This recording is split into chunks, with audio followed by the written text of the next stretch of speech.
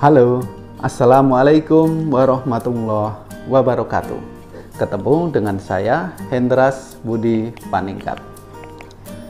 Sobat ATR BPN, teman-teman semuanya, tahukah Anda dalam Undang-Undang Pokok Agraria, Undang-Undang Nomor 5 Tahun 1960 tentang Peraturan Dasar Pokok-Pokok Agraria diatur dan ditetapkan mengenai tata jenjang atau hierarki hak-hak penguasaan atas tanah dalam hukum tanah nasional kita. Nah, kira-kira hierarki hak-hak penguasaan atas tanah tersebut apa aja, guys? Nah, yuk kita bahas satu persatu ya. Nah, Sobat ATR BPN, hierarki atau tata jenjang hak-hak penguasaan atas tanah dalam hukum tanah nasional kita terdiri dari yang pertama adalah hak bangsa Indonesia yang disebut dalam pasal 1 yaitu sebagai hak penguasaan atas tanah yang tertinggi, di mana hak bangsa Indonesia beraspek perdata dan beraspek publik. Nah, yang kedua yaitu hak menguasai negara yang disebut dalam pasal 2, di mana hak menguasai negara HMN ini semata-mata beraspek publik. Nah, yang ketiga yaitu hak ulayat masyarakat hukum adat yang disebut dalam pasal 3 sepanjang kenyataannya masih ada, di mana hak ulayat masyarakat hukum adat beraspek perdata dan publik. Nah, lalu yang keempat yaitu hak-hak perorangan atau individual, di mana hak-hak perorangan atau individual tersebut semuanya beraspek perdata yang terdiri atas yang pertama hak atas tanah sebagai hak-hak individual baik primer maupun sekunder. Nah, misalnya ada hak milik, hak guna usaha, hak guna bangunan, hak pakai, hak wakaf, ataupun hak-hak sekunder ya, yaitu HGB ataupun hak pakai di atas hak milik. Nah, ataupun hak milik atau HGB di atas HPL. Nah, kenapa ada hak primer dan sekunder? Karena kita menganut asas pemisahan horizontal.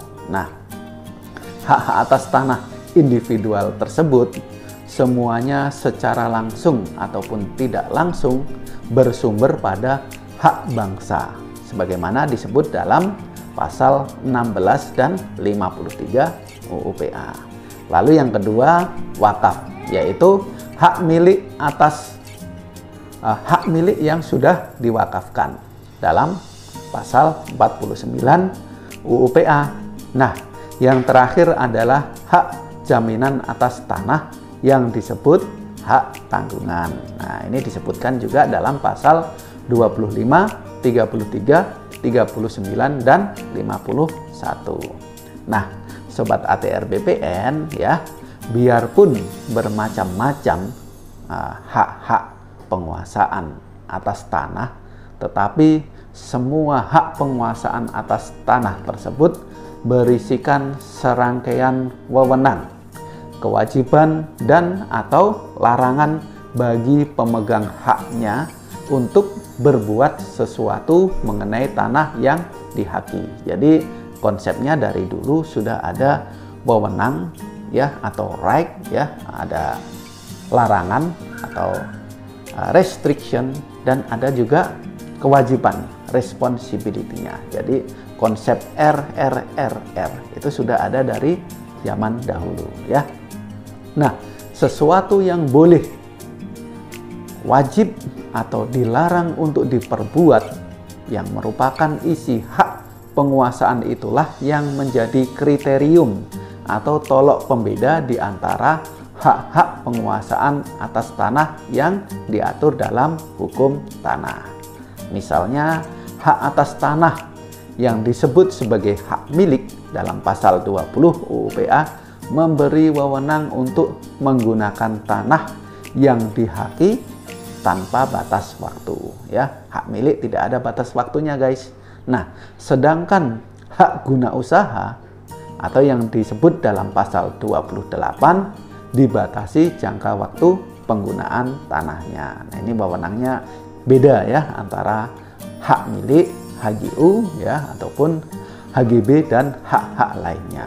Lalu hak tanggungan sebagai hak penguasaan atas tanah juga berisikan wewenang bagi kreditor untuk berbuat sesuatu mengenai tanah yang dijadikan agunan, tetapi bukan untuk dikuasai secara fisik dan digunakan, melainkan untuk menjualnya jika debitur cedera janji atau wan prestasi dan mengambil dari hasilnya seluruhnya atau sebagian sebagai pembayaran lunas utang debitor kepadanya. Lain halnya dengan hak menguasai negara yang meliputi semua tanah tanpa terkecuali.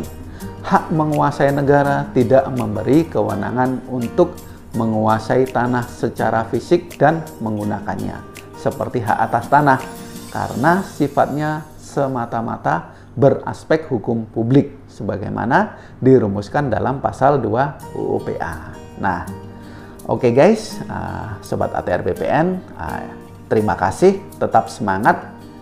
Jangan lupa like and subscribe ya. Saya Hendra Budi Paningkat. Terima kasih.